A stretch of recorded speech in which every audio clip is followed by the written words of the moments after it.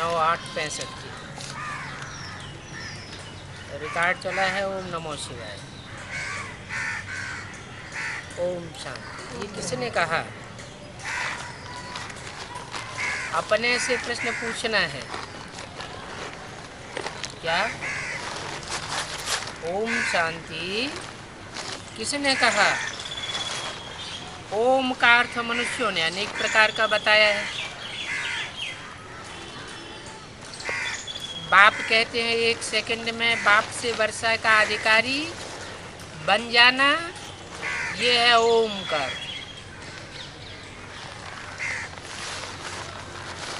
ओम कहा और आत्मिक स्थिति में स्थित हुए और बाप के बच्चे बने और वर्षा के अधिकारी बन गए। बच्चा पैदा हुआ और कहेंगे बारिश पैदा हुआ। फिर शरीर से बालिग होता है।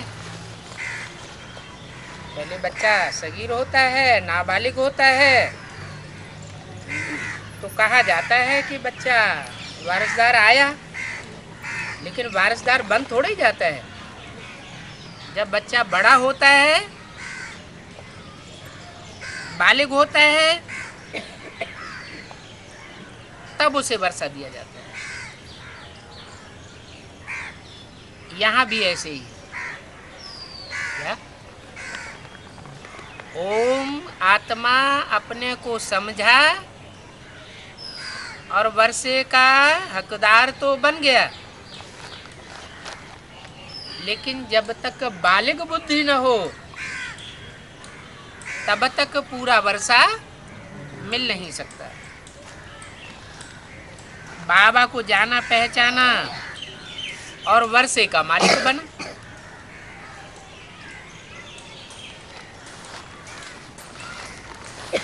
छोटा सगीर बच्चा भी माँ बाप को पहचानता है, और जो बड़ा बच्चा होता है, बालिग होता है, वो विशेष रूप से माँ बाप को मिल्कियत सहित पहचान लेता है, सारी पावर सहित पहचान लेता है, फिर वारिसदार बनता है। यहाँ तो तुम सब बड़े ही हो क्या? लौकिक रीति से तो सब बड़े ही हो। आत्मा को बाप का परिचय मिला, बस सेकंड में बाप का वर्षा मिल गया।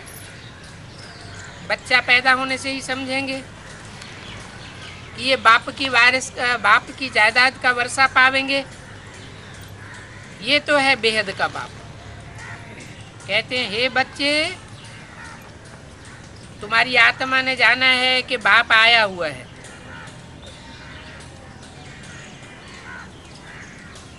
तुम बच्चे जानते हो बाप से हम कल्प कल्प ये राजधानी लेते हैं। आया हुआ तो है, लेकिन किस लिए आया हुआ है? और धर्म पिताएं भी आते हैं।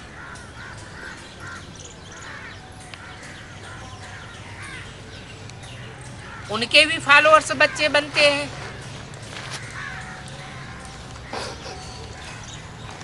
लेकिन वो ये नहीं जानते कि राजधानी का मालिक बनावेगा। और यहाँ तुम जानते हो कि बाप आया हुआ है और राजधानी का नंबरवार मालिक बनाने के लिए आया हुआ है। हम कल्प कल्प ये राजधानी लेते हैं। और धर्म पिताएं सिर्फ धर्म स्थापन करते हैं, धर्म की धारणाएं सिखाते हैं और चले जाते हैं। और ये तुम्हारा बेहद का बाप सिर्फ धर्म की धारणाएं ही नहीं सिखाता, बल्कि तुम्हारे लिए राजाई भी स्थापन करके जाता है। तो जैसे कि सेकंड में तुम विश्व के मालिक बन जाते हो। तो ओम यानी मैं आत्मा, और यह है मेरा शरीर। मैं आत्मा किसका बच्चा हूँ? परम पिता परमात्मा का। बाप भी कहते हैं ओम, मैं परमात्मा हूँ, लेकिन मुझे अपना शरीर नहीं है। बात कितनी सहज है। वो समझते हैं ओम यानी भगवान, फिर तो सब ओम हो गए, सब भगवान हो गए। भगवान तो एक ही होता है। वो कहते हैं हम तुम्हारा बाप हूं। परम यानी परमात्मा। आत्मा तो है, लेकिन कैसी आत्मा? परम पिता परमात्मा। क्या कहा जाता है? पहले परम पिता फिर परमात्मा।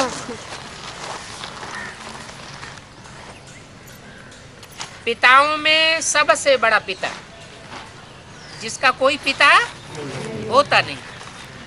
धर्म पिताओं का भी पिता, धर्म पिताएं भी उसको इशारा करके इंगित करते हैं। और फिर आत्माओं का भी पिता, लेकिन वो कहा जाता है परमात्मा। किसके बीच में? आत्माओं के बीच में परमात्मा। जो भी आत्माएं पार्ट बजाने वाली हैं, उन पार्ट बजाने वाली आत्माओं के बीच परम पार्ट बजाने वाली आत्मा, वो परमात्मा। और परम पार्ट बजाने वाला माना हीरो पार्टधारी, उसका भी बाप। क्या ड्रामा में एक्टर्स होते हैं, छोटे मोटे एक्टर्स होते हैं, बड़े एक्टर्स होते हैं, लेकिन उन एक्टर्स को इशारा देने वाला जो डायरेक्टर होता है, वो रंगमंच पर दिखाई नहीं देता है। ऐसे ही इस सृष्टि रूपी रंगमंच का जो डायरेक्टर है, परम पिता जिसे कहा जाता है सुप्रीम सोल, वो इन आंखों से दिखाई नहीं देता है। जिसको तीसरी आंख होती है, ज्ञान का नेत्र होता है, वो उनको पहचानता है और उनके इशारों पर, डायरेक्शन पर पार्ट बजाता है। जो नहीं पहचानता है, वो या तो अपनी मनमत पर चलता है या फिर दूसरों के इशारों पर चल पड़ता है। कोई ऐसे भी एक्टर्स भोंदू होते हैं कि डायरेक्टर के इशारे को नहीं पकड़ पाते हैं, तो आसपास के जो एक्टर्स होते हैं उनके इशारों पर चल पड़ते हैं। तो प्राइज किसको मिलेगा? कौन से एक्टर को प्राइज मिलेगा? डायरेक्टर के इशारे पे चलने वाले, जो ऊंचे से ऊंचे डायरेक्टर के इशारों पर चलने वाला एक्टर होगा, उसको प्राइज मिलता है। बाप कहते हैं मैं तुम्हारा बाप हूं। 500-700 करोड़ मनुष्य एक्टर्स हैं इस सृष्टि रूपी रंगमंच के। 100 करोड़ से ऊपर तो क्रिश्चियंस ही हैं, लेकिन वो क्राइस्ट को ही अपना सब कुछ मान लेते हैं।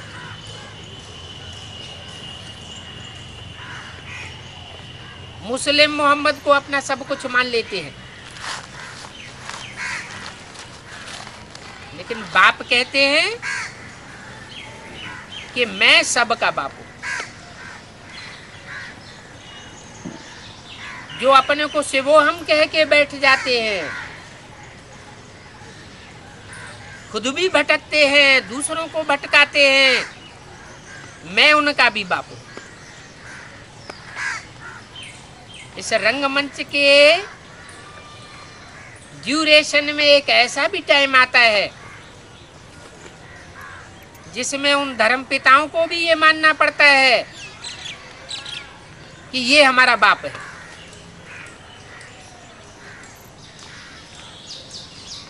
जिसको सारी दुनिया पुकारती है, हे पतित पावन, हे पतितों को पावन बनाने वाले, ऐसे कोई भी नहीं कहेंगे परमपिता परमात्मा की आत्मा मेरे द्वारा तुमको राजयोग सिखलाई रही है। किसको पता ही नहीं है ना मालूम होने के कारण कृष्ण भगवान का नाम लिख दिया है। उसने राजयोग सिखाया, व पतित से पावन बनाया। वास्तव में कृष्ण को पतित पावन कह नहीं सकते।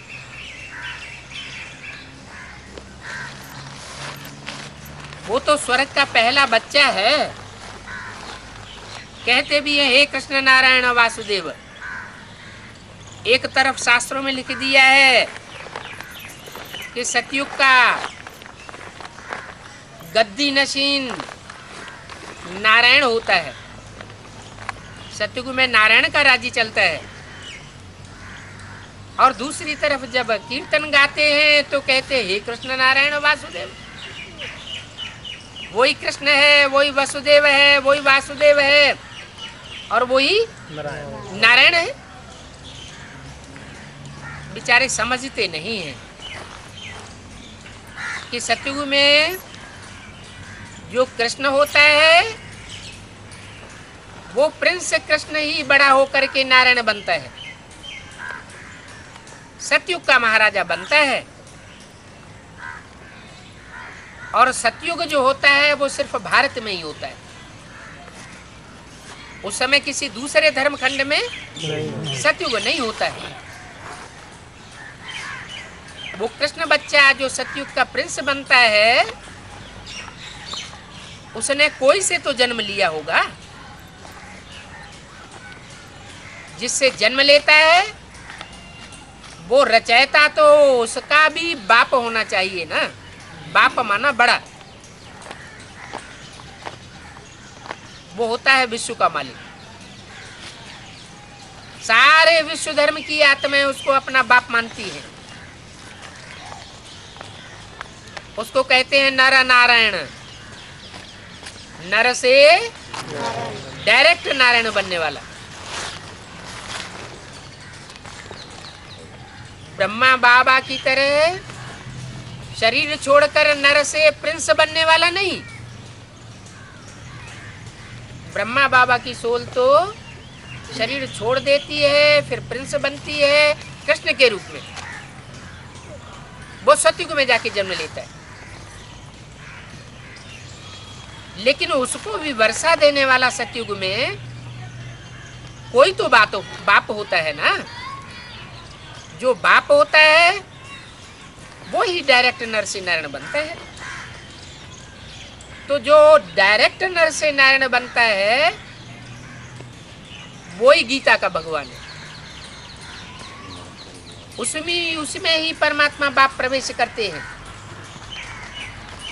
और प्रवेश करके निराकारी, निर्विकारी, निरहंकारी परम पिता परमात्मा का पार्ट बजाते हैं। कृष्ण को पतित पावन नहीं कह सकते।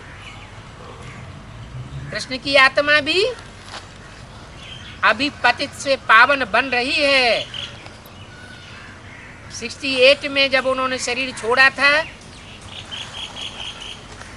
तो पावन नहीं बन गई।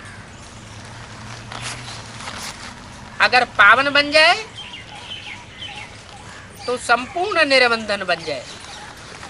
तो सूक्ष्म शरीर का भी कोई बंधन नहीं रह सकता। तो कृष्ण को पतित पावन कह नहीं सकते। वो तो स्वर्ग का पहला बच्चा है, रचना है। जो पहले है पिछाड़ी में भी वो ही होगा। सीढ़ी का चित्र दिखाते हैं ना।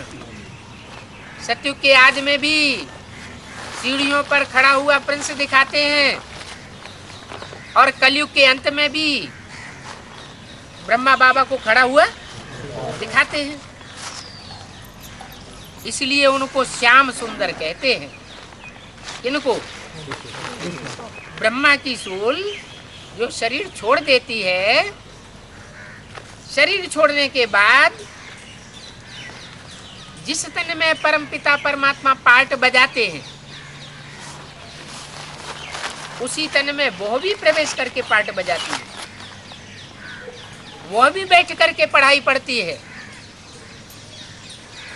लेकिन वो बच्चे के रूप में पढ़ाई पढ़ती है और सुप्रीम सोल बाप उनको पढ़ाने वाला है। तो जो आदि में पतित था वही अंत में फिर पावन बनता है। पूजा पावन की होगी या पतित की होगी? पावन की पूजा होती है, पवित्रता की पूजा होती है, अपवित्रता की पूजा नहीं होती। ऐसे तो गुरुओं के भी चित्र बनाए जाते हैं, मूर्तियां बनाई जाती हैं, नेताओं की भी मूर्तियां बनाई जाती हैं, लेकिन उनकी पूजा होती है क्या? नहीं। क्यों नहीं पूजा होती? क्योंकि उनमें पवित्रता की संपूर्णता नहीं होती। तो वही कृष्ण की सोल जो दादा लेखराज ब्रह्मा के रूप में पतित थी, फिर जिस चोले में प्रवेश करती है वह चोला भी पहले पतित होता है, बाद में पावन बनता है। जब पतित होता है तो वही चोला श्याम, और जब पावन बन करके संसार में प्रत्यक्ष होता है तो वही चोला श्याम सुंदर कहा जाता है। श्याम सुंदर एक चोले का नाम है या दो चोलों का नाम है? एक शरीर रूपी चोले का नाम है। ऐसे नहीं कि दादा लेखराज श्याम और सतयुग में जाकर के कृष्ण के रूप में जन्म लेगा तो सुंदर होगा, पर तो दो चोले हो गए। तो श्याम सुंदर एक व्यक्तित्व का नाम है, एक पर्सनालिटी का नाम है, दो का नाम नहीं है। माना दादा लेखराज कृष्ण की सोल कोई ब्राह्मण बच्चे में प्रवेश करती है, पहले वो ब्राह्मण बच्चा पतित है, बाद में पावन बनता है। तो उस चोले की यादगार शास्त्रों में श्याम सुंदर के रूप में दिखाई गई, तो उनको इसलिए श्याम सुंदर कहते हैं। पहले नंबर में है कृष्ण। फिर 84 जन्म के बाद उनका नाम ब्रह्मा एडाप्ट होता है। क्या कहा? 84 जन्मों के बाद उनका नाम ब्रह्मा एडाप्ट होता है। एडाप्ट बिंदी करेगी या कोई साकार करेगा? तो कब एडाप्शन हुआ ये जो उनका नाम ब्रह्मा पड़ा है? हाँ, नहीं, संगम युग के आदि में जरूर कोई व्यक्तित्व हुआ जिसमें सुप्रीम सोल परमात्मा बाप ने प्रवेश किया और दादा लेखराज को वो प्रजापिता का टाइटल, ब्रह्मा का टाइटल दिलवाया, तो उनका नाम ब्रह्मा एडाप्ट होता है। बाप आकर के बच्चों को एडाप्ट करती है। क्या एडाप्ट करने वाला भी साकार में चाहिए और जो बच्चा एडाप्ट होता है वो भी साकार में चाहिए। तो ये एडाप्शन कब हुआ? यज्ञ के आदि में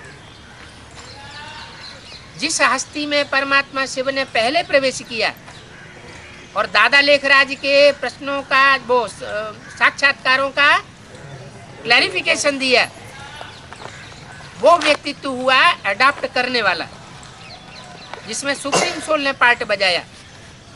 अहम बीज प्रदप पिता, जिसके लिए गीता में बोला गया है, मैं इस षष्ठी रूपी रंगमंच पर आकर के बीज बोने वाला पिता हूँ।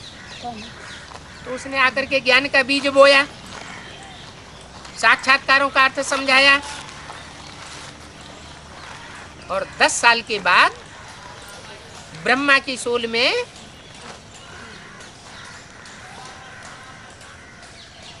परमात्मा बाप ने जब प्रवेश किया तो वो एडॉप्शन प्रत्यक्ष हो गया। मैं जिस चोले में भी प्रवेश करता हूं उसका नाम ब्रह्मा रखना पड़े। तो सन 47 में एडॉप्ट किया हुआ चोला भी जो बाप का टाइटल है, प्रजापिता का टाइटल, ब्रह्मा का पहला टाइटल धारण कर लेता है, माता का पार्ट बजाता है। और सन 66 में उससे पहले ब्रह्मा कुमारी ईश्वरीय विश्वविद्यालय लिखा जाता था और सन 66 के बाद प्रजापिता का भी टाइटल आ जाता है, तो प्रजापिता ब्रह्मा कहा जाता है। लेकिन टाइटलधारी है कौन? कृष्ण की सोल दादा लेखराज, वो टाइटलधारी प्रजापिता ब्रह्मा है, ओरिजिनल नहीं है। जो ओरिजिनल है वो आत्मा विश्व का मालिक बनती है और जो टाइटलधारी है वो विश्व के मालिक का बालक, पहला प्रिंस बनता है। तो तुम्हारी माँ भी है और बाप भी है, प्रजापिता भी है। फिर बाप कहते हैं उनको मुख से रचता हूं। किनको? बाप कहते हैं इनको मुख से रचता हूं। कौन बोल रहा है?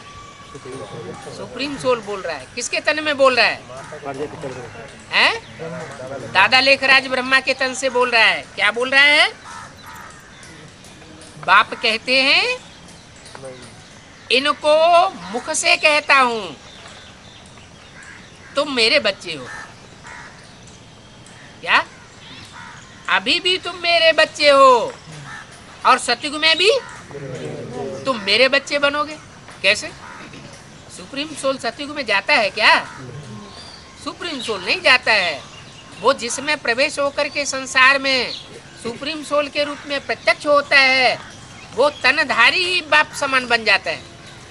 इसलिए शिव और शंकर को मिलाकर एक कर देते हैं। तुम कहते हो हम बाप के हैं, आपसे वर्षा लेने आए हैं। बुद्धि भी कहती है बाप आता जरूर है। कब आता है? ये भी विचार की बात है। कहते हैं पतित पावन आओ, तो जरूर जब पतित दुनिया का अंत हो तब तो आवेंगे ना। कब हो पतित दुनिया का अंत? अभी पतित दुनिया का अंत हुआ नहीं कि हो चुका? क्यों होने वाला है? होने वाला है। होने वाला है माने अभी आया नहीं है। नहीं हैं? तुम यहाँ आके काय के लिए बैठ गए? ऐसे ही धक्के खा रहे हैं? बोलो। आना भी एक प्रकार से समझने की बात नहीं है। एक होता है आया, मन बुद्धि ने पहचाना। कोई की मन बुद्धि ने पहचाना, कोई की मन बुद्धि ने नहीं पहचाना।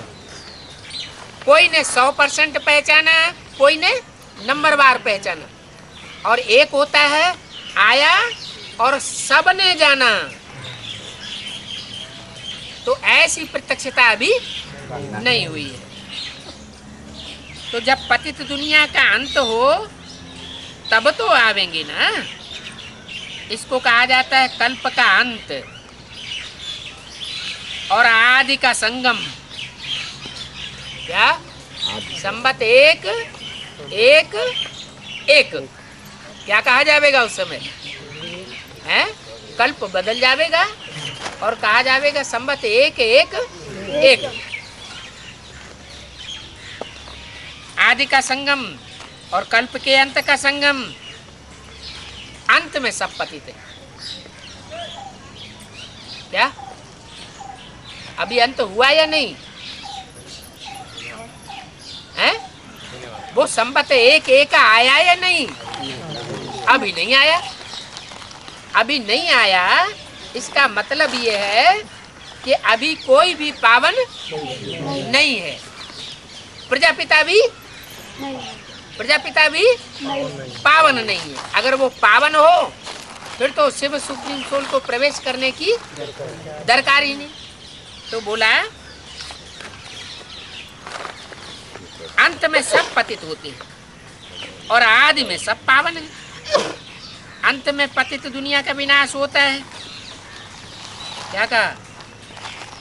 जब प्रत्यक्षता होगी तो एक तरफ स्वर्ग के नजारे देखने में आवेंगे और दूसरे तरफ विनाश के नगाड़े सुनने में आवेंगे। एक तरफ स्थापना और दूसरी तरफ विनाश के नजारे देखने में आवेंगे। तो अंत में पतित दुनिया का विनाश होता है और पावन दुनिया की स्थापना होती है। क्या? पावन दुनिया की स्थापना होती है। वो स्थापना अभी बुद्धि में हो रही है। नंबरवार बुद्धियां, जो निश्चय बुद्धि बच्चे हैं, उनकी बुद्धि में नंबरवार स्थापना हो रही है। जो आसुरी सृष्टि वाले हैं वो हिल रहे हैं और जो दैवी सृष्टि वाले हैं, जिन्होंने देवताई युग में जाना है, उनकी दृष्टि और वृत्ति और बुद्धि स्थिर हो रही है।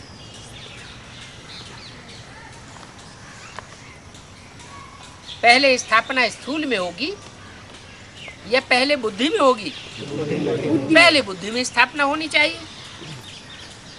दुनिया का हर काम पहले सूक्ष्म में संपन्न होता है, फिर स्थूल में प्रत्यक्ष होता है। तो पावन दुनिया की स्थापना होती है, फिर वृद्धि को पाते जाते हैं। माना जो पावन दुनिया बनेगी वो एक साथ 9 लाख की नहीं बन जाएगी। एक साथ 9 लाख की बन जाएगी नहीं। पहले परिवार से इकाई शुरू होती है, माँ बाप और बच्चे। तो वो माता पिता और वो बच्चे, उनका परिवार पहले प्रत्यक्ष होता है।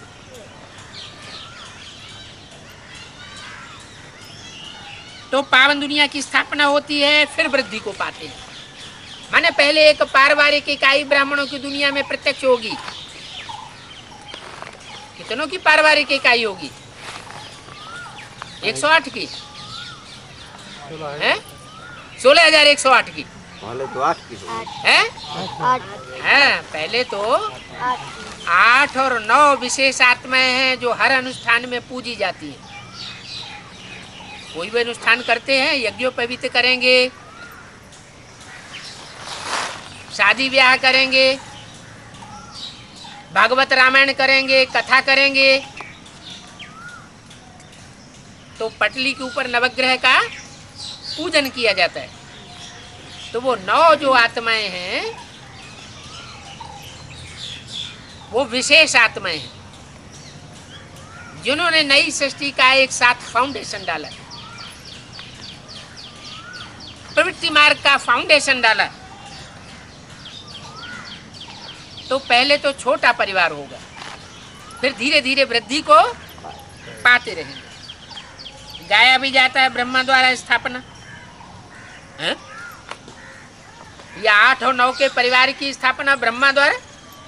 ब्रह्मा ने तो 68-69 में ही शरीर छोड़ दिया, फिर कहां से स्थापना होगी?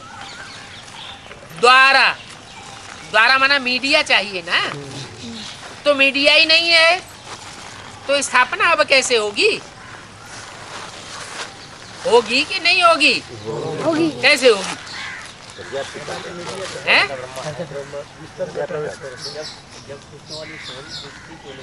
हाँ, जब कृष्ण वाली सोल शंकर के मस्तक पर है तो अधूरी है।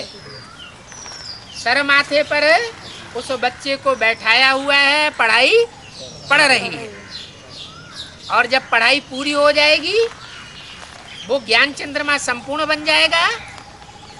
क्या? संपूर्ण माँ की यादगार हर महीने में क्या मनाई जाती है? पूर्णमासी।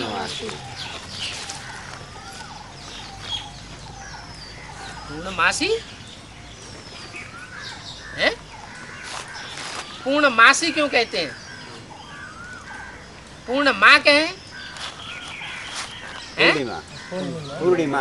हाँ, भक्ति मार्ग में जब सतो प्रधान स्टेज होती है सात्विक, तो वहाँ कहते हैं पूर्णिमा। अभी कहते हैं पूर्णमासी। पूर्णमासी माने मास को पूर्ण करने वाली, महीने को पूर्ण करने वाली। तो बोला गाया भी जाता है ब्रह्मा द्वारा स्थापना।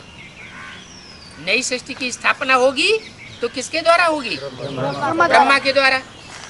अब तथाकथित ब्रह्मा कुमार कुमारियों से पूछा जाए, ब्रह्मा ने तो शरीर छोड़ दिया और ये वाणी तो ये कहती है कि ब्रह्मा द्वारा नई दुनिया की स्थापना होगी, तो ये कैसे होगी? तो उनकी बुद्धि में तो कुछ बैठेगा नहीं, क्योंकि वो तो हैं झूठे ब्राह्मण, क्योंकि उनका तो कोई ब्रह्मा बाप अभी मौजूद है ही नहीं। बाकी जो सच्चे ब्राह्मण हैं उनसे पूछा जाए तो सच्चे ब्राह्मणों में भी नंबरवार हैं। कोई इस राज को जानते हैं, कोई नहीं जानते। ये है त्रिमूर्ति। क्या? जो ब्रह्मा द्वारा स्थापना होती है ये त्रिमूर्ति का राज है। तुम जानते हो शिव बाबा के बच्चे सब ब्रदर्स हैं, चाहे ब्रह्मा हो, चाहे विष्णु हो, चाहे शंकर हो। शिव बाबा के जो भी बच्चे हैं सब आपस में भाई भाई। तो जब रचना होती है तो भाई बहन बनते हैं। माता पिता क्यों कहते हो? इसलिए कहते हो कि माता पिता से तुम्हें वर्षा पाना है। लौकिक वर्षा होते हुए पारलौकिक वर्षा पाने के लिए तुम पुरुषार्थ करते हो। यह है कलयुग मृत्युलोक, ये अमरलोक नहीं है। जब तक पढ़ाई पढ़ाई जा रही है तब तक क्या है? मृत्युलोक। कब तक पढ़ाई पढ़ने हैं? जब तक देह अभिमान में जीना है, जब तक जीना है तब तक मरना है। मरना है। जब तक जीना है तब तक पीना है? जब तक देहभान में जी रहे हैं तब तक ज्ञान जल पीने की दरकार है। और जब इस पुराने देहभान को हम त्याग करके नए जन्म में प्रवेश कर जाएंगे तो फिर हमें ज्ञान पीने की दरकार नहीं रहेगी। तो सतयुग को अमरलोक कहा जाता है। यहाँ तो मनुष्य अकाले मर पड़ते हैं, पता ही नहीं पड़ता कब मर पड़े। हद में भी एकदम मर पड़ते हैं, अचानक मौत हो जाती है। और बेहद में भी पता ही नहीं लगता है ये कब अनिश्चय बुद्धि हो गई। निश्चय बुद्धि माना जिंदा हुए, जीवन मिला, जन्म हुआ, और अनिश्चय बुद्धि मृत्यु हुआ। सतयुग है दैवी दुनिया। आदि सनातन देवी देवता धर्म रहता है, हिंदू धर्म तो है नहीं। आदमशुमारी जब निकालते हैं तो पूछते हैं आप किस धर्म के हो। हम ब्राह्मण बच्चों से सरकार के लोग पूछते हैं कि आप किस धर्म के हो। हम कहते हैं हम तो ब्राह्मण धर्म के हैं, तो वह लोग हिंदू धर्म में लगा देंगे। हम ब्राह्मण कहेंगे भी तो भी वो हिंदू धर्म में लगा देंगे, क्योंकि हम ब्राह्मण भी हिंदू धर्म में आ जाते हैं। क्यों? हम आदि सनातन देवी देवता धर्म में क्यों नहीं आते अभी? हैं? क्योंकि हम भी अभी पक्के ब्राह्मण बने नहीं हैं। पक्का ब्राह्मण माना देवता, हाफ कास्ट कच्चा ब्राह्मण माना अधूरा ब्राह्मण। तो अधूरे ब्राह्मण हैं तो हम मुख से तो कहते हैं बहुत सी बातें, लेकिन प्रैक्टिकल जीवन में अपनाए नहीं पाए रहे हैं। आर्य समाजी आदि जो भी हैं सबको हिंदू धर्म में लगा दिया। वास्तव में हिंदू धर्म तो कोई होता नहीं। यूरोप में रहने वाले को यूरोपियन धर्म थोड़ा ही कहेंगे, ऐसे ही हिंदुस्तान में रहने वालों को हिंदू धर्म थोड़ा ही कहेंगे। फिर ये नाम हिंदू धर्म कैसे पड़ा? इस बात का भी फाउंडेशन कहीं तो पड़ा होगा। वास्तव में और धर्म जितने भी हैं वो सब हिंसा फैलाने वाले हैं। ये सनातन धर्म की परमात्मा बाप जब आकर के स्थापना करता है तो इसमें हिंसा का कोई नाम निशान नहीं होता। वो कहते हैं दूसरे धर्म के लोग कोई कोई अहिंसा परमो धर्म, जैसे बौद्धि लोग जैनी लोग, लेकिन क्या वो मनसा वाचा कर्मणा हिंसा को दूर कर पाते हैं? नहीं कर पाते। यहाँ तो ब्राह्मण धर्म तभी पक्का माना जाएगा जब मनसा वाचा कर्मणा स्थूल हिंसा और काम कटारी की हिंसा, सब प्रकार की हिंसा करना बंद कर दो, तब टाइटल मिलेगा देवता धर्म का। तो हिंसा करने वाले वो हिंदू नहीं कहे जा सकते। हिंग माने हिंसा, दू माने दुईते। जो हिंसा को दूर करें वो असली हिंदू, और जो हिंसा को बढ़ावा दें वो हिंदू नहीं हो सकते। उन्होंने झूठा हिंदू नाम रखवा दिया है। ये वास्तव में बात अभी की है। अभी बाप आकर के हमको ऐसा धर्म स्थापन करना सिखाए रहे हैं। धर्म तो क्रिश्चियन धर्म है ना, क्राइस्ट से क्रिश्चियन धर्म स्थापन हुआ, माना। बुद्ध से बौद्ध धर्म स्थापन हुआ, मोहम्मद से मुस्लिम धर्म स्थापन हुआ, माना। धर्म पिता के नाम पर धर्म का नाम माना जाता है। तो बाप कहते हैं कितने इडियट हो गए। पूछा जाता है हिंदू धर्म किसने स्थापन किया, तो बेचारे मुझ पड़ते हैं। कोई कहते हैं राम ने स्थापन किया, कोई कहते हैं कृष्ण ने स्थापन किया, कोई कहते हैं शिव भगवान ने स्थापन किया, गीता के भगवान ने स्थापन किया। लेकिन पक्की बात कोई बता ही नहीं सकते कि कब स्थापन किया।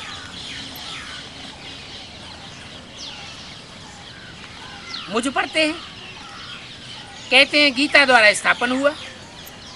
तो समझाया जाता है गीता से आज सनातन देवी देवता धर्म की स्थापना हुई है। धर्म की स्थापना पुस्तक से होती है या धर्म पिता से होती है?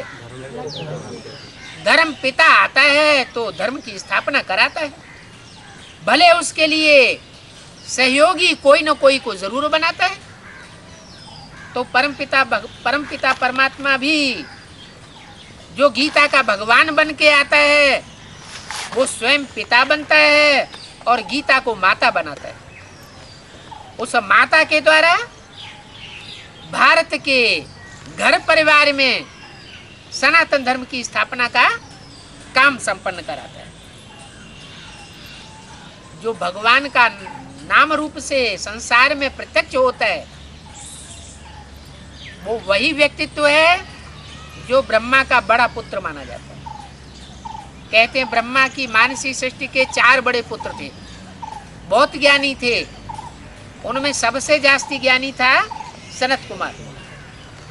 तो सनत कुमार जिसे योगीश्वर का टाइटल शास्त्रों में दिया हुआ है, वही संसार में शंकर के नाम रूप से प्रत्यक्ष होता है। दोनों को ही योगीश्वर का टाइटल मिला हुआ है, लेकिन न जानने के कारण लोग सनत कुमार को अलग व्यक्तित्व समझ लेते हैं और शंकर को अलग व्यक्तित्व समझ लेते हैं। कृष्ण को भी योगी राज कहते हैं, लेकिन उन्होंने तो कृष्ण को गीता का भगवान बनाई दिया। वास्तव में जो संगम युगी कृष्ण है वही संगम युग में विश्वनाथ शंकर का पार्ट बजाता है, योगीश्वर का पार्ट बजाता है, और वही सनत कुमार का पार्ट बजाता है आरंभ में। तो बोला है कि तुम हो देवी देवता सनातन धर्म के। तो कहते हो कि देवताएं बहुत पवित्र थे, हम तो पतित हैं, हम अपन को देवता अभी कैसे कहलावे? तो फिर समझाया जाता है अच्छा आप पवित्र बनो। अभी तक नहीं कहला सकते, कोई बात नहीं, अब तो पवित्र बनो। फिर से देवी देवता धर्म में हम सब आ जावे तो कहते हैं हमको फुर्सत नहीं। आपकी ये बातें तो हमको बहुत नई लगती हैं। ऐसी नई नई बातें तो आज तक किसी ने सुनाई नहीं, हमको विश्वास नहीं होता है। बरोबर वास्तव में हम आदि सनातन देवी देवता धर्म के हैं। 9865 की वाणी का दूसरा पीठ। पूजते भी भारतवासी देवताओं को है। जो दूसरे धर्म के लोग हैं वो देवताओं की पूजा उतनी नहीं करते। और अगर कहीं दूसरे देशों में देवताओं की पूजा होती भी है, मंदिर बनाए भी जाते हैं, तो वो वही लोग हैं जो भारत से पहुंचे हुए हैं। जैसे क्रिश्चियन क्राइस्ट को पूजते हैं, परंतु पतित होने के कारण आप उन्हें को देवता नहीं कहला सकते। अच्छा, क्रिश्चियंस अपन को देवता नहीं कहला सकते, और वो अगर डोरापा दें, क्यों भाई हम अपन को देवता क्यों नहीं कहला सकते? हमारे शास्त्रों में भी तो जन्नत का जिक्र है, पैराडाइज का जिक्र है। मुसलमान लोग और क्रिश्चियन लोग ये प्रश्न कर सकते हैं ना, तो हम देवता क्यों नहीं बन सकते? डीटी राज्य में क्यों नहीं आ सकते? तो उनको कहना चाहिए, अच्छा तुम भी बन सकते हो। जो शर्त यहाँ भारतवासियों के लिए, वो शर्त तुम्हारे लिए भी। क्या क्या शर्त? पावन बनो, पवित्र बनो। तो कहते हैं हमको फुर्सत नहीं।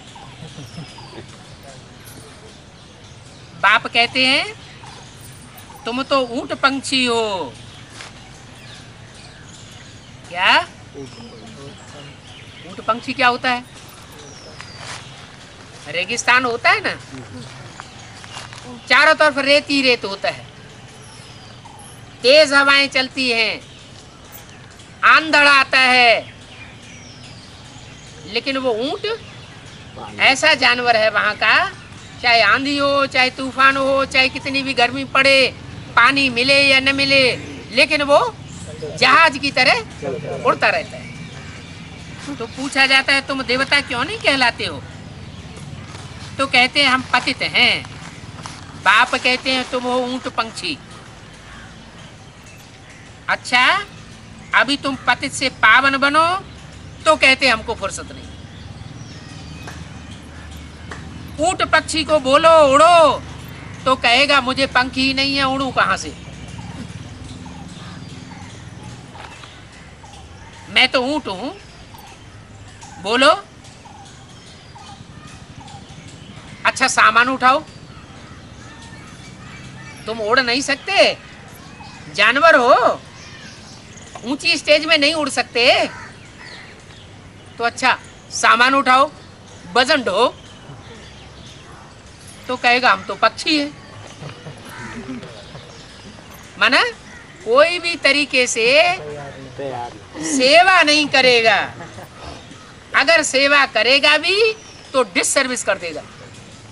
क्या क्या कहा? ऊंट पक्षी का मिसाल दिया। तो बाप भी कहते हैं देवता तो बनना पड़े, जब पवित्र बनेंगे तभी बनेंगे। माया ने तुम्हारे पर काट दिए, काहे के? ज्ञान योग के जो पंख हैं वो माया रावण ने तुम्हारे काट दिए हैं। समझते नहीं। सावन के महीने में शिव की पूजा करते हैं,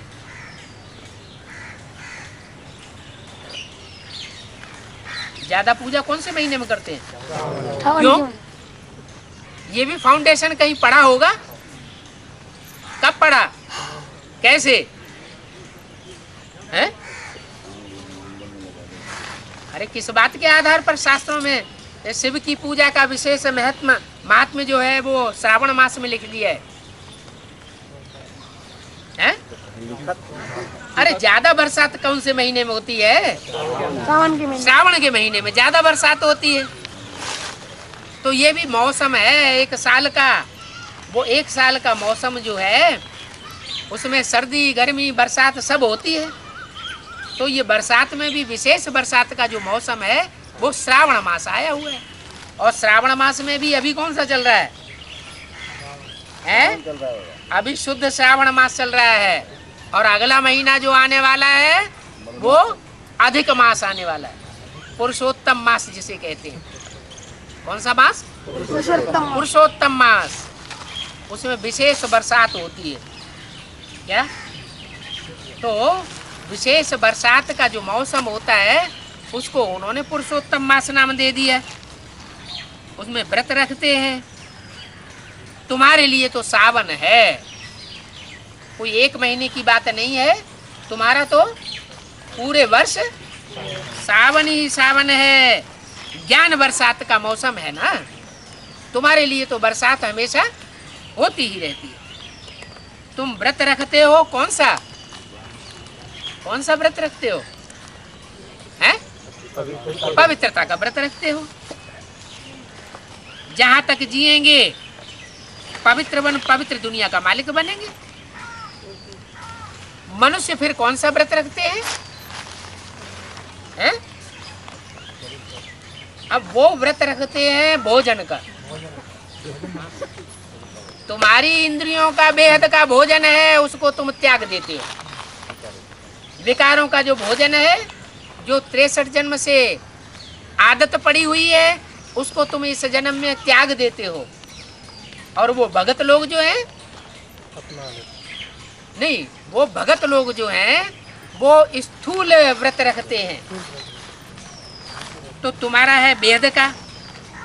बाप कहते हैं ये विख मत पियो। क्या? अमृत छोड़ विख काहे को खाए? ये इस समय की बात है। बाप आकर पूछते हैं, इस पर भी समझाना पड़ेगा। इस बात पर है, ये विख पीने की बात पर भी कि अमृत छोड़ करके भी विख पीते रहते हैं। इतना ज्ञान अमृत देते हैं, इतनी बरसात होती है श्रावण के महीने में ज्ञान की, फिर भी विख पीते रहते हैं। तो बाप को समझाना पड़ता है और समझाना पड़ेगा। अभी धीमी धीमी समझानी दे रहे हैं, आगे चल के गहराई से तीखी समझानी देवेंगे। शिव को तो बहुत पूजते हैं ना, हैं? ज्यादा पूजा किसकी होती है? शिव की ज्यादा पूजा होती है। तो ज्यादा पवित्रता का पालन किसने किया होगा? शिव ने किया। वो तो है ही पवित्र, पालन क्या करेगा? है? सदा शिव वो तो है ही पवित्र। वो तो 5000 साल में कभी अपवित्र बनता ही नहीं। फिर उसकी पवित्र बनने की यादगार कैसे बनेगी? वो जब प्रवेश करता है जिस तन में, तो वो तनधारी जो है वो सबसे जास्ती पवित्र बनने का पुरुषार्थ करता है। तो शिव को बहुत पूजते हैं। पूजा जो है वो साकार की होती है या निराकार ज्योति बिंदु की होती है। आत्मा की कोई पूजा थोड़ा ही होती है। बिंदी को रख दिया जाए, उसकी पूजा करेंगे वो तो पानी डालते ही लुढ़क जाएगी। तो बिंदी की पूजा नहीं होती, निराकार की पूजा नहीं होती। जो बिंदु साकार में प्रवेश करता है, वो साकार जो स्वरूप है वही लिंग का रूप धारण करता है। लिंग का अर्थ है जिसको हाथ पांव नाक कान जैसे है ही नहीं। क्या? इंद्रियां होते हुए भी ऐसे आचरण करना जैसे इंद्रियां है ही नहीं। क्या? कोई कुछ भी बोलता रहे, कोई किसी ने भी गिलानी करता रहे, ढोल मजीरे बजाते रहे, अखबारों में बजाते रहे, रेडियो में बजाते रहे, टीवी में ढोल बजाते रहे। क्या है? क्या ढोल बजाते रहे? बहुत ग्लानि करते रहे कि बहुत पतित है, बहुत भ्रष्टाचारी है। वो एक कान से सुनेगा और दूसरे कान से निकाल देगा। क्यों? क्यों निकाल देगा? और जब सारे ही कहते हैं सुनना चाहिए ना, है? क्योंकि जानता है ये सब अज्ञान में गोते खा रहे हैं। इनको सच्चाई का पता नहीं है कि पतित किसे कहा जाता है और पावन किसे कहा जाता है। तो शिव को बहुत पूजते हैं। शिव बाबा कहते हैं पवित्रता का व्रत रखो। मैं आया हुआ हूं फिर से पवित्र देवी देवता धर्म स्थापन करने के लिए। यहां तो पावन कोई है नहीं। क्या यहाँ जो दुनिया है, जब तक संबत एक एक एक नहीं शुरू होता है तब तक यहाँ पावन कोई है नहीं। बाहर की दुनिया में बड़े बड़े सन्यासी होते हैं, उनके सामने अगर कोई कहे इस दुनिया में कोई पवित्र नहीं है तो उनको गुस्सा आ जाएगा। अच्छा, ब्राह्मणों की दुनिया के जो बड़े बड़े सन्यासी हैं उनसे कोई कहे, क्या कहे, इस ब्राह्मणों की दुनिया में कोई पावन नहीं है, सब पतित भ्रष्टाचारी है, तो उनको बहुत गुस्सा आ जाएगा। वो कहते हैं हम तो पावन हैं, हमने घरघाट छोड़ा है, और जो घरगृहस्थ में रहते हैं वो पतित हैं। बाप कहते हैं कीचड़ में रह करके जो पतित से पावन बने वो असली कमल पुष्प समान पवित्र जीवन बिताने वाला पवित्र व्यक्ति है। दूरबाज खुशवाज होकर के पवित्र बन गए तो वो तो कायरता की पवित्रता है। सतयुग में कोई भी विख से पैदा नहीं होते। क्या संबत एक एक जब शुरू होगा तो कोई भी पैदाइश विख की नहीं होगी। क्या है? मुख्य द्वारा पैदाइश होगी। जो 8 का परिवार मान लो पहले तैयार हुआ, 8-9 का, तो उसमें मुख्य पैदाइश पैदा होगी और कोई होगा ही नहीं। सारी दुनिया की बात है या सिर्फ उस ब्राह्मण परिवार की बात है? हाँ, जो ब्राह्मणों की नई दुनिया तैयार होगी उसमें कोई भी विषैली आंख से पैदा होने वाला नहीं होगा। दृष्टि भी व्यभिचारी बनती है कि नहीं बनती है? अभी भी ब्राह्मणों की दृष्टि अगर व्यभिचारी बनती है तो उस व्यभिचार की दृष्टि से जो भी पैदाइश होगी वो बिच्छू टिंडन की पैदाइश होगी। व्यभिचार की वृत्ति भी होती है, व्यभिचार की दृष्टि भी होती है, व्यभिचार की वाचा भी होती है, व्यभिचार की कर्मेंद्रियां भी बनती है। कोई भी प्रकार की व्यभिचार की पैदाइश जो है वो दुखदायी पैदा होती है।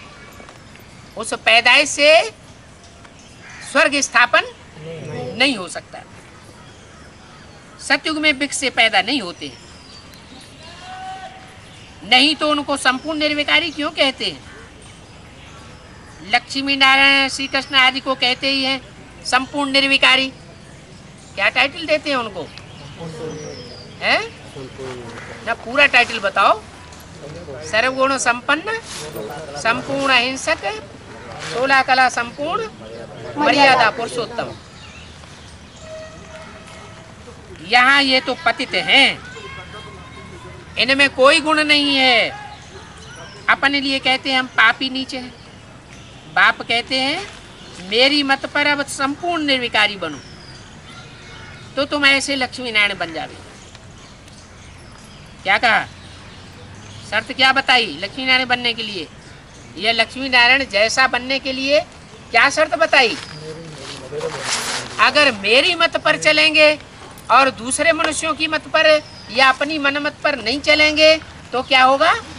तुम लक्ष्मी नारायण जैसे पावन बन जाएंगे। नर से नारायण और नारी से लक्ष्मी जैसे बन जाएंगे। तुम्हारी पढ़ाई कितनी भारी है? क्या इसमें भारी पने की क्या बात होगी? हैं? एक की मत पर चलना ये कोई भारीपन होता है क्या? नहीं। अगर एक की मत पर कोई चलता रहे तो कोई प्रकार की माया भी नहीं आए। होता क्या है? पढ़ाई पढ़ते पढ़ते दूसरों से प्रभावित हो जाते हैं, और जिनसे प्रभावित हो जाते हैं बस उनकी मत पर चल पड़ते हैं। वो कुछ न कुछ अपनी मिक्सरिटी कर देते हैं। शास्त्रों में भी क्या हुआ? बाबा तो मुरली में कहते हैं द्वापर के आदि में फिर भी शास्त्रों में सात्विकता थी। फिर बाद में क्या हुआ? शास्त्रों का इंटरप्रिटेशन करना शुरू कर दिया गुरुओं ने। एक ने गीता की व्याख्या की, दूसरे ने, तीसरे ने, चौथे ने, पांचवें ने, ढेर सारी गीता की व्याख्याएं होती चली गई। तो गीता में जब अनेक प्रकार के मतांतर घुस पड़े तो रावण के 10 सिर होते हैं और राम का एक सिर होता है। वो एक मुख से मत देगा और वो अनेक मुखों से मत देता है, तो रावण राज्य स्थापन हो जाता है। तो अनेक मत से है दुर्गति और एक मत से है सदगति। तो एक मत देने वाले को पहचानना बहुत जरूरी हो जाता है। वो एक मत देने वाला परमपिता परमात्मा इस सृष्टि पर कौन है? क्योंकि उसके लिए तो गीता में गाया हुआ है, मैं अति साधारण तन में आता हूं। मूढ़मती लोग मेरे को पहचान नहीं पाते हैं, मेरे को गालियां देते हैं, ग्लानि करते हैं। तो मैं आता हूं, जब मैं आता हूं तो मेरे को नहीं पहचान पाते, और जब मैं इस सृष्टि पर नहीं होता हूं तो बड़े बड़े मंदिर बना करके, बड़े बड़े महल बना करके मेरी पूजा करते रहते हैं। अभी माउंट आबू में क्या हो रहा है? बड़े बड़े महल, मारियां, अटारियां बनाए जा रहे हैं और प्लास्टिक का चित्र बना करके उसकी पूजा हो रही है, भोग लगाया जा रहा है। तो ये शूटिंग भी यहीं की होती है, एक की मत पर सदगति और अनेक मनुष्य गुरुओं की मत पर दुर्गति। अभी तुम बच्चों को मनुष्य से देवता बनने का पुरुषार्थ कर विश्व का मालिक बनना। क्या कहा? लक्ष्य क्या दिया? सतयुग का मालिक नहीं बनना है, क्या बनना है? पुरुषार्थ करके सारे विश्व का मालिक बनना है। ऐसे नहीं कि ब्राह्मण धर्म की आत्माएं, क्षत्रिय धर्म की आत्माएं या देवता धर्म की आत्माएं ही कहें कि हमारे मालिक हैं। नहीं, जो भी धर्म वाले हैं सब क्या कहें? हे मालिक, तेरे बंदे हम। तुम सबके मालिक बनते हो।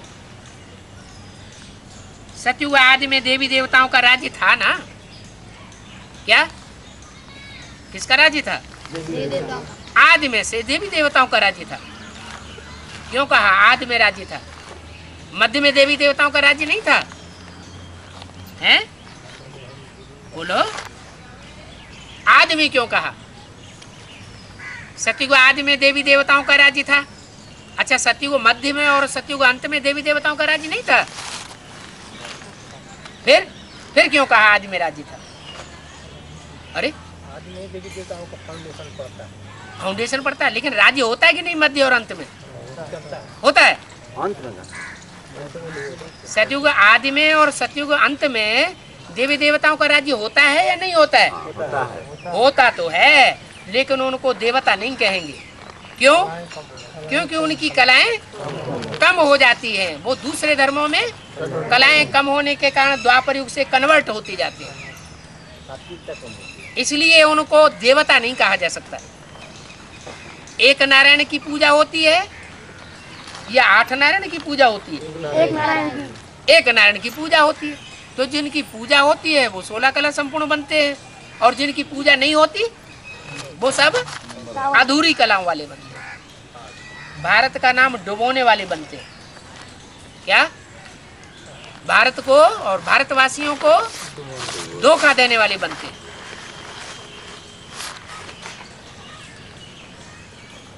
तो सतयुग आदि में देवी देवताओं का राज्य था। अब फिर देवी देवता धर्म की स्थापना हो रही है। क्या कहा? आदि में भी राज्य था उन्हीं का, और अभी भी किसकी स्थापना हो रही है?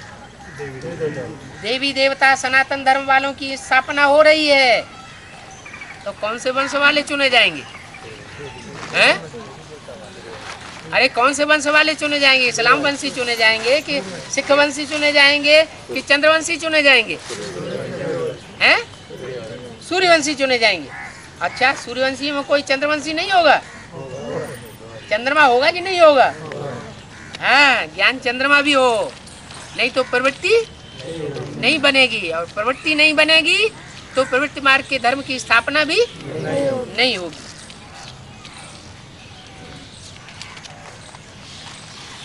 तो तुम पवित्र बनकर स्वर्ग का वर्षा लेते हो।